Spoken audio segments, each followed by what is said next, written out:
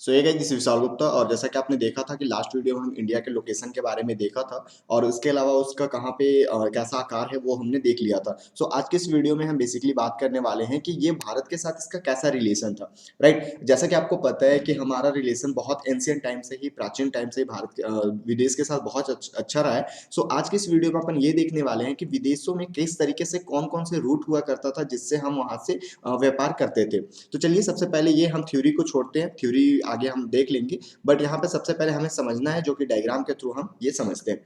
सो जैसा आप देख सकते हो ये हमारा इंडिया है और इंडिया के साथ साथ अगर हम देखें उस टाइम पे, राइट, तो ये जो आपको यहाँ पे सबसे पहले अपन बात आते हैं ये डब्बे वाले पे कि ये जो वायु मार्ग है और ये समुद्री मार्ग है। बेसिकली आपको पता है कि वायु मार्ग अभी अभी स्टार्ट हुआ है, लाइक पिछले 100 सालों से मान सकते हैं अपन। लेकिन अगर वहीं पे अगर बात करते हैं समुद्री मार्ग की तो वो बहुत पहले से, एंशियंट टाइम से, मेडिवल टाइम से ये हमारे विदेशों के साथ इसी रास्ते से व्यापार हुआ करता था। जैसा कि आप देख सकते हो ये इराक के साथ होते हुए, ईरान से होते हुए ये ब्लैक सी के साथ साथ यूरोप जाता था। एंड इसी तरीके से ये जापान के साथ भी हमारा ट्रेड रूट बहुत अच्छा था। इसी के अलावा ये अफ्रीका के बारे में भी हमने देखा था। बेसिकली अभी आपको ये क्लियर नहीं हो रहा होगा कि अफ्रीका क्या है और ये जापान ये देश है बेसिकली। और यहाँ पे अफ्रीका की बात करते हैं तो ये कॉन्टिनेंट है। इसके साथ साथ अगर अपन यहाँ पे देखें तो इंडोनेशिया के साथ भी हमारा व्यापार बहुत अच्छा था। और आप देख सकते हो कि ये जो हमारा सबसे पहले जैसे लोग बोलते हैं कि भारत का खोज कब हुआ था। सो ये 1498 हमारे दिमाग में ये डेट आता है, पर भारत का खोज नहीं हुआ था।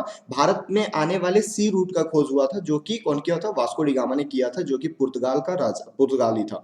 पुर्तगाल बेसिकली ये वाला देश जो है ये पुर्तगाल है और इधर वाला ये स्पेन है और ये पुर्तगाल है। ठीक है, सो वो सबसे पहले यहाँ से निकला और ये यहाँ पे कैफो गुड होप पे आके और इस तरीके से यहाँ से होते हुए ये यहाँ पे मसूलीपट्टनम में जाके उतरा था। और ये भारत से रास्ता खोजा था यूरोप से, जो कि व्यापारी रास्ता हुआ करता था। इससे पहले सर अगर हम बात करते हैं कि वे व्यापारी रास्ता खोजा था तो क्या इससे पहले व्यापार नहीं होता था यूरोप से? तो इससे पहले व्यापार होता था, इस रास्ते होता होता था, ये यूरोप के साथ होता था। बट यहाँ पे एक ऐसा राजा आ गया जो कि ये व्यापार अब नहीं होने दिया। अभी मैं अगर वो चीज आपको बताता हूँ तो आप बहुत कंफ्यूज हो गए। बेसिकली ये अपन हिस्ट्री में पढ़ेंगे, लेकिन मैं आपको ये बता देना चाहता हूँ कि जो हम भारत को देखते हैं, भारत ऐसा बिल्कुल नहीं था। वो बहुत पहले से हम विदेशों के साथ अपना व्यापार स्टार्ट कर चुके थे। सो यहाँ पे कुछ आप देख सकते हो, भारत था विश्व में कि भारतीय भूखंड एशिया महाद्वीप के पूर्व और पश्चिम के मध्य में स्थित है। तो ये एशिया महाद्वीप, ये पूरा एशिया महाद्वीप है। और अगर हम यहाँ पे बात करते हैं सबसे पहले पूर्व और पश्चिम, जो कि आपको समझ में आना चाहिए। सो लास्ट वीडियो में भी मैंने आपको बताया था कि ये ऊपर वाला नॉर्थ होता है, नीचे वाला साउथ है, इधर ईस्ट है और इधर वेस्ट है। सो आप देख सकते हो कि ये जो अगर हम बीच में यहाँ पे एशिया मान लेते हैं तो ये कहाँ पे है, साउथ में है। ठीक है, साउथ में यहाँ पे हम इसको बोल सकते हैं। सो इंडिया का लोकेशन ये है। इंडिया के नीचे आप जैसे देख सकते हो हिंद महासागर है एंड इसके वेस्ट में अरब सागर है और ईस्ट में बंगाल की खाड़ी है, जो कि इसका तीन तरह से, एक ईस्ट में, एक वेस्ट में, एक साउथ में, तीनों तरह से समुद्र से घिरा हुआ है। इसलिए इसको क्या बोलते हैं, बेसिकली पेनिनसुला बोलते हैं, राइट, प्रायद्वीपीय बोलते हैं।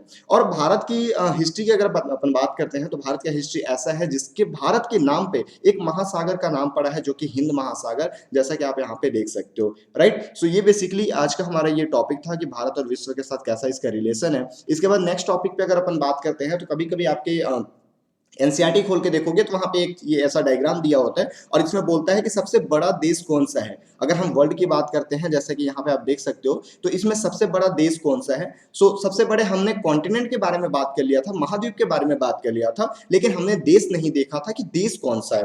ठीक है, सो यहाँ पे आप अगर देखोगे कि सबसे बड़ा देश कौन है तो ये रसिया है, रूस है, जो कि इसका आप देख सकते हो डायग्राम में। उसके बाद सेकेंड देश है कनाडा, कनाडा जो कि नॉर्थ अमेरिका में है। नॉर्थ अमेरिका बोले तो उत्तरी अमेरिका जो कि कॉन्टिनेंट है वहां पे आता है। उसके बाद संयुक्त राष्ट्र अमेरिका, यूएसए, जिसको आप नाम से जानते हो और जिसको बेसिकली आप अमेरिका के नाम से जानते हो, वो है संयुक्त राष्ट्र अमेरिका तीसरे नंबर पे। उसके बाद अगर आप इधर आ जाओ तो ये चौथे नंबर पे चीन हो जाता है। पांचवें नंबर पे फिर ब्राजील हो जाता है, जो कि साउथ अमेरिका का देश है। अभी आप यहाँ पे देख लो, उसके बाद मैं लोकेशन भी आपको दिखाऊंगा। उसके बाद ऑस्ट्रेलिया आता है छठवें नंबर पे और उसके बाद फिर सातवें नंबर पे भारत। मतलब भारत अगर लोकेशन वाइज देखें तो लोकेशन वाइज ये सातवें नंबर पे है, लेकिन अगर अपन यहाँ पे बात करते हैं जनसंख्या वाइज, पॉपुलेशन वाइज, तो ये पहले नंबर पे आ गया है अभी, राइट। सो ये अपन देख सकते हो, सबसे पहला नाम रूस का है, दूसरा नाम कनाडा का है, तीसरा नाम संयुक्त राष्ट्र अमेरिका का है, चौथा नाम अमेरिका, पांचवा ब्राजील, छठवां ऑस्ट्रेलिया, सातवां भारत। तो चलिए हम थोड़ा सा डायग्राम में इसको देख लेते हैं कि कौन सा कहाँ पास है।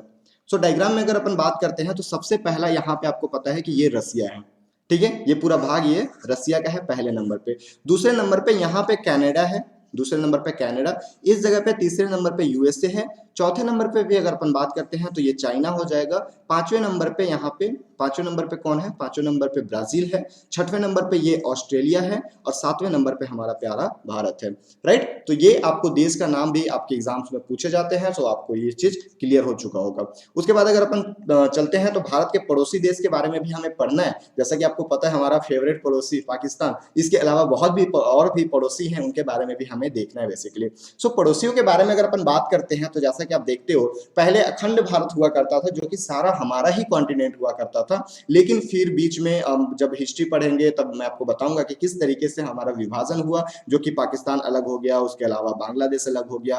राइट, इससे पहले अगर हम 19th सेंचुरी में बात करते हैं तो म्यांमार अलग हो गया था, ठीक है, बर्मा जिसको बर्मा के नाम से जाना जाता था। सो सबसे पहले अगर हम यहाँ पे अपने पड़ोसी देश की नाम याद रखें तो पहला आप याद रखोगे पाकिस्तान के बारे में, दूसरा अफगानिस्तान है। लेकिन एक चीज यहाँ पे ये लड़ाई मत करना स्टार्ट कर देना अगर कोई बोलता है कि अफगानिस्तान से हमारा पड़ोसी देश नहीं है, वो हमारा बॉर्डर नहीं लगा है, तो वहां पे कुछ बोलने की जरूरत नहीं है, क्योंकि ये वाला पार्ट जो आप देख रहे हो ना, एक मिनट में आपको दिखा रहा हूं, ठीक है, ये वाला जो पार्ट है, ये वाला बेसिकली पार्ट जो है, ये वाला पार्ट पीओके है। राइट, ये वाला पार्ट क्या है, ये वाला पार्ट पीओके है, ठीक है, और ये जो पार्ट है ये अभी हमारे पास नहीं है, ये पाकिस्तान ऑक्यूपाइड कश्मीर है, ठीक है। जब पाकिस्तान ऑक्यूपाइड कश्मीर है मतलब ऑब्वियस सी बात है पाकिस्तान के पास है, और अगर हम उसको अभी हम अपना ही मानते हैं, लेकिन अगर पाकिस्तान के पास है ये चीज तो डायरेक्टली तो हमारा बॉर्डर नहीं लगता ना पाकिस्तान अफगानिस्तान से, मतलब हम बोल सकते हैं कि जो अफगानिस्तान का बॉर्डर हमारे साथ लगता है वो पीओके के साथ लगता है। तो पहला हमारा पाकिस्तान हो गया, दूसरा अफगानिस्तान हो गया, इसके अलावा तीसरा यहाँ पे चाइना हो गया, चौथा नेपाल हो गया, पांचवा भूटान हो गया, एंड छठवा म्यांमार हो गया, और सातवां बांग्लादेश हो गया। ये छह जो हमारे पास स्थल के रूप में है, स्थलीय है, जो कि लैंड के रूप में है। उसके अलावा समुद्री रूप में अगर बात करते हैं तो एक श्रीलंका है और एक मालदीव है, ठीक है। सो ये सात बेसिकली हमारे पास क्या है, हमारे पड़ोसी देश है, नेबर कंट्री है। इसके अलावा अगर हम भारत की बात करते हैं तो मैंने आपको बताया था कि इसके कितने लेंथ है, चौड़ाई है, कितने लंबाई है, ये चीज मैंने आपको बता दिया था। इधर आप देख सकते हो अंडमान निकोबार हमारा ही पार्ट है, इसके अलावा ये लक्षद्वीप ही हमारा ही पार्ट है, जो कि आइलैंड के नाम से आइलैंड है बेसिकली। राइट, सो ये रहा बेसिकली कुछ हमारे भारत के पड़ोसी देश के बारे में। यहाँ पे आप ये पॉइंट पढ़ लेना, ये पॉइंट क्या बोलता है, 1947 से पूर्व भारत में दो प्रकार के राज्य थे, प्रांत और रियासत। बेसिकली इसको मैं थोड़ा सा आपको बताता हूँ।